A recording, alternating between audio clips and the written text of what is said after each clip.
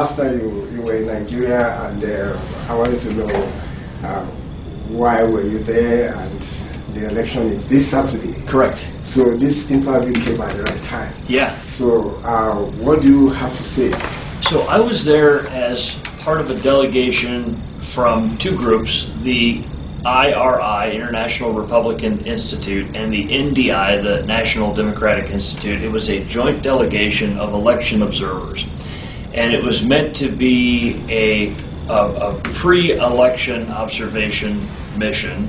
It was getting the groundwork laid for the presidential election that's occurring right now. In fact, what we were doing there 8 months ago was putting in place the pieces that would lead to what's occurring there right now, and that is a much larger American delegation that's there observing that presidential election that's occurring. Of course, as you know, it's a routine thing for delegations of election observers to be invited to come into a country. We were there as guests of the Nigerians because they wanted to hear from us our thoughts on their preparations for the upcoming election. And so this is really culminating in the election observation that's happening right now. But one of the things that we had the chance to do is be there to observe a gubernatorial election. So when I flew in, the first thing we did is, of course, I landed in Lagos, and then we did the drive from Lagos up to Oshogbo in Osun State, right? And we were there in Osun State to observe their governor election. There was an election going on at that time. There was an incumbent governor, and then there were challengers running. And this is the election where Ayatollah lost. He was the incumbent governor, correct? And Adeleke, who they called him the dancing senator, right? Because in some of his campaign promotions, he was dancing and that kind of thing. We had the chance to meet with him prior to the election. Of course, he won that election. We observed not only the days leading up to that and the preparations for it, but we observed several different polling locations on election day, and then we observed the tabulation and the announcement of results that night. In the lead up to that election, we got to visit with INEC, the Independent National Electoral Commission, and see the preparations that they were doing. We got to observe a poll worker training. As you know, one of the main sources of poll workers or election officials in Nigeria is their National Youth Corps. So it's a lot of young Nigerians that are, maybe just after high school but prior to college or careers, serving in their National Youth Corps time. And so we got to observe the training. And it was a lot like what we do here when we train poll workers. So it was at a school, and we saw, set up in a classroom, they were being trained on how to use what we would call an electronic poll book, essentially the iPad type device that was used to check in voters prior to their voting. We also met with a number of the different security personnel, police and military, that were working to make sure that it was going to be a safe and secure election day. And so we saw some of those preparations. And then, of course, on election day, I was at, I think more than 15 different polling locations from the early morning when the polls opened throughout the day. And we traveled all throughout Osun State, both city and rural areas, to observe the conduct of the election. Then, of course, the results. And, of course, now Governor Adeleke was sworn in and has now served for the last almost 8 months as governor of Osun State. So in that sense, we saw their election. There were problems that we noticed. There were issues with a bad layout of polling locations that we thought led to vote privacy questions, right? Somebody being able to observe how someone else is voting. Of course, that creates concerns about vote buying, which has been a rampant problem in Nigeria historically. We saw a few instances of what we thought was vote buying occurring. It's very hard to see because it's, people exchanging a little piece of paper that may later result in some sort of a payment. But those were things that we pointed out. But by and large, it was a well-conducted election, and of course, all of the results of our findings were laid out in a press conference that we did following the election. And there's a full write-up that I would refer you to, and I hope that you'll link this in your story. Rob can provide that to you. The full write-up that the joint delegation did that detailed both the positive things that we saw and some of the areas for improvement. So that was the Osun election.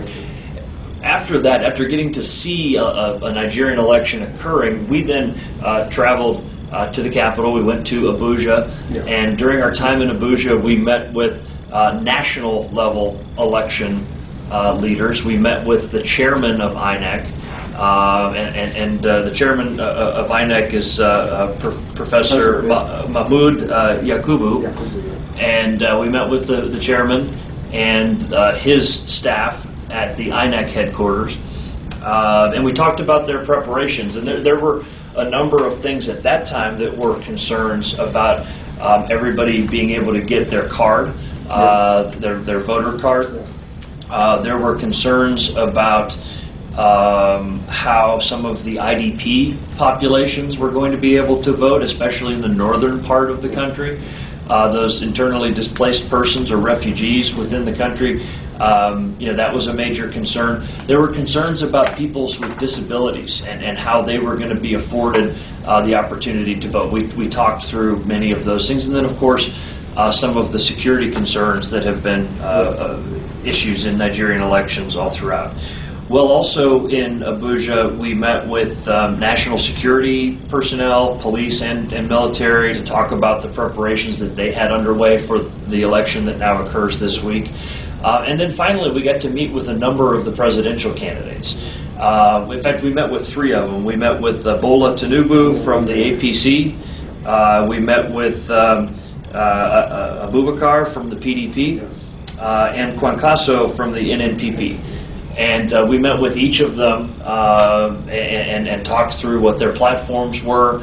Each of them committed to us that they were committed to accepting the results of the election, and they were committed as a party and as a candidate to not engaging in vote buying, and said all the right things that gave us confidence to make us think that at least they were moving in the right direction. And to be clear, Nigerian elections are not perfect. No election is perfect, but Nigeria has made progress, and at the same time, there has been some backsliding in certain areas that are concerning. Intimidation of voters is still a problem in certain regions of the country.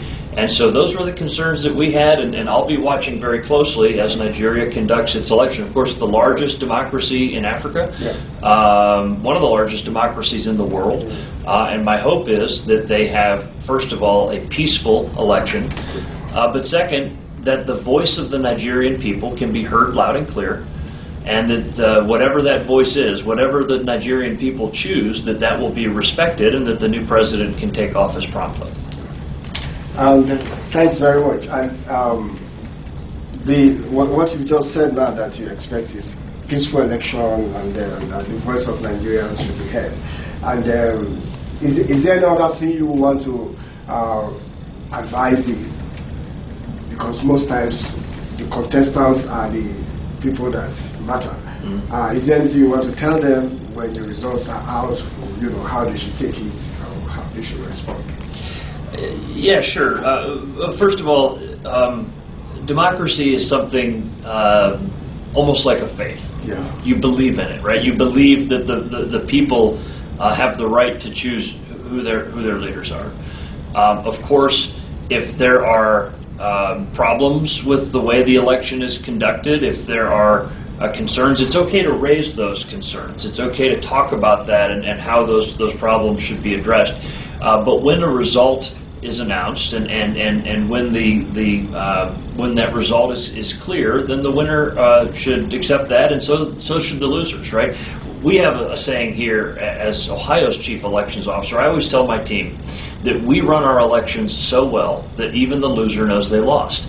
And of course, that's how elections should work. If you do it well, if you do it transparently, if you do it fairly, then when those results are announced, the loser or losers will concede and the winner will take office. And my hope is that INEC is able to run an election in such a smooth and transparent way that it is clear who has won and who has lost, and that the losers concede and that the winner takes office. And that's the simple hope that I have for the Nigerian people. Thank you very much. Yeah. So back to Ohio, I wanted to know the feedback you've received from the directive to the counties concerning the implementation of the reforms required under House Bill 458. Yeah. So it will start, I'm sure they must have given you some feedback concerning the implementation.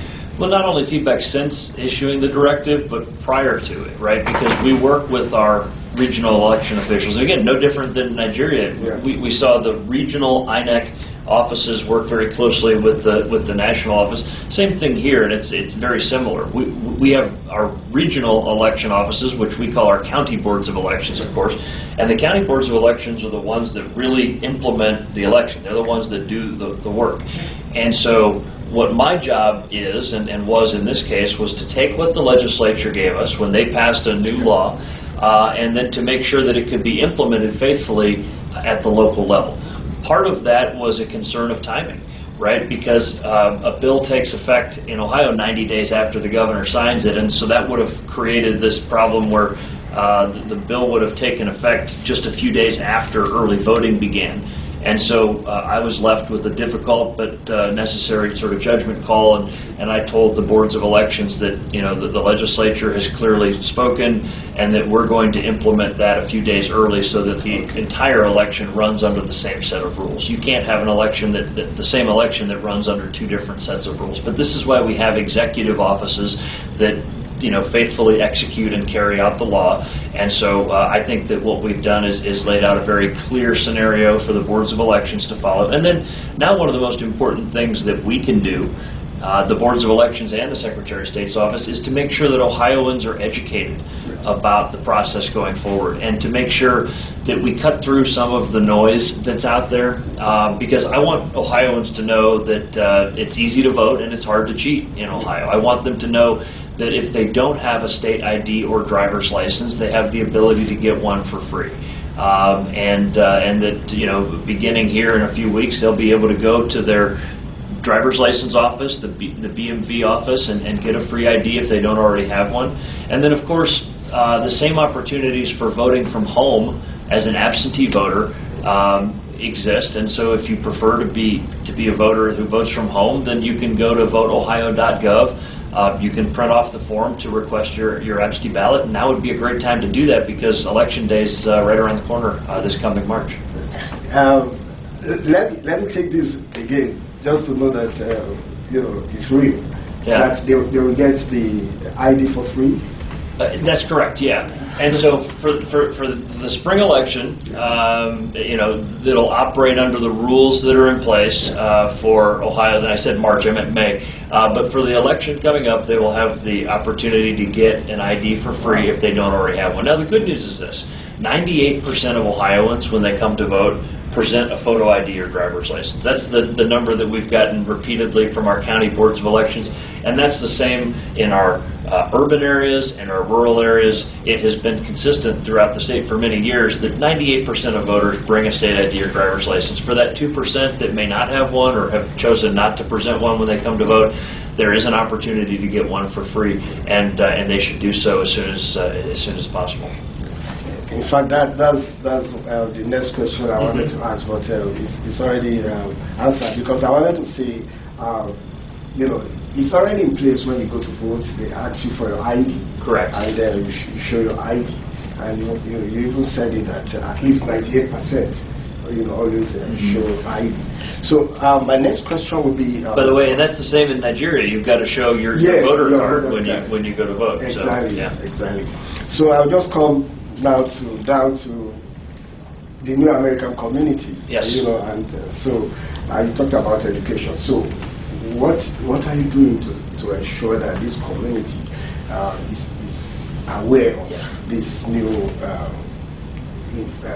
reform Yeah. and also that they are able to go out and vote, because some of them are somehow they are adults, but they are voting for the first time because probably where they came from, they didn't have that opportunity. Yeah, sure. But and David, this is a great question, because what I've seen as I've had the chance to preside at naturalization ceremonies where people take their oath of citizenship is how excited these new Americans are, how excited they are to join this American family. And one of the first things they want to do is get registered to vote. Of course, the first thing they do after taking the oath is they hug a family member because they're celebrating this special day. But one of the next things they do is they go back, and we usually have a table there where they can get registered to vote right there on the spot.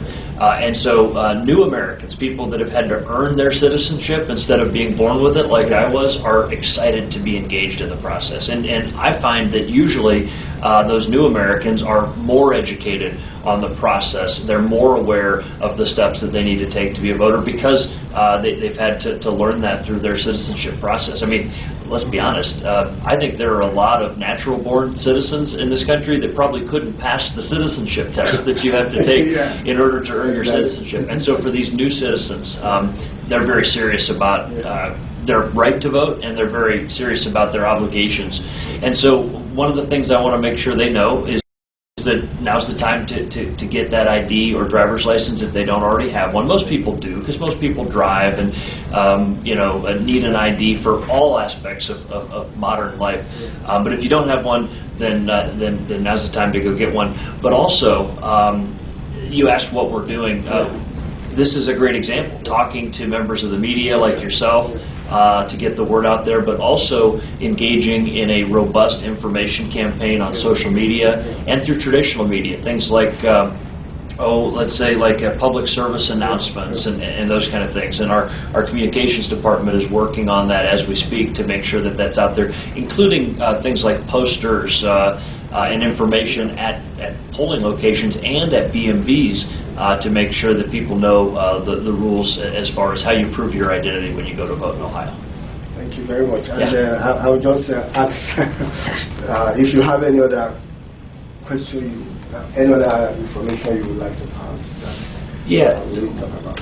Well, there's a lot of there are a lot of sources of information, but there's really one trusted source of information in Ohio when it comes to being a voter. And so we encourage people to visit the official Ohio Secretary of State website, which is voteohio.gov. Voteohio.gov tells you everything you need to know. And one of the other resources that we make available, and this is something I did in my first couple weeks in office, we have a customer service phone number where you can talk to somebody and ask your questions. That number is 877-SOS-OHIO, 877-SOS-OHIO. You'll talk to a live person. And when I first came into office, I asked, is that hotline available with language assistance? Can we offer multiple languages? And they said, oh, sure, we can do that. We just don't right now. And I said, let's do that. And so within a few weeks of coming into office, I transitioned that. And so there are dozens of different languages available, because this stuff can be confusing sometimes, even in your native language, right? If your native language is English, sometimes it can be confusing. So we want to make sure that we're providing people, especially new American citizens, information in the language they understand best to make sure that they know what the rules are so that they can be a voter. Because it's 15 minutes, so I'll just ask the last question. Any plan for 2026?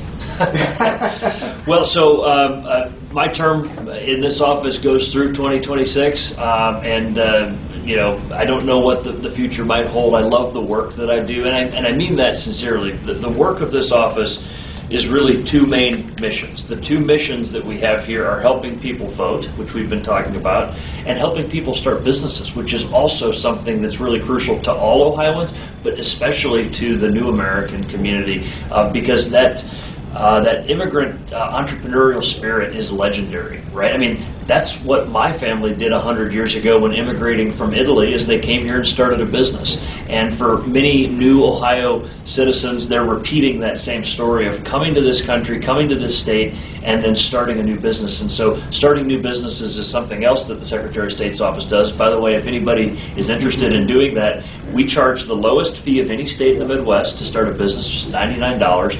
And we can generally get you your articles of incorporation, that official document to start your business, within 24 hours. OhioSOS.gov is the website to go to get started if you want to start a business. So to answer your question, I love the mission of this office, helping people vote and helping people start new businesses, and so I'm going to come to work every day excited to do that. That said, of course, the nature of this is that there's a term limit, and so starting to think about what I might do in the future, giving some thought to 2024 actually, and considering perhaps running for federal office in that year. But that's for the future. It's something I'm giving a little bit of thought to right now, but right now my focus is on this office. Thank you very much. Absolutely. Thank you. Thanks for the time. Absolutely. Yes, sir.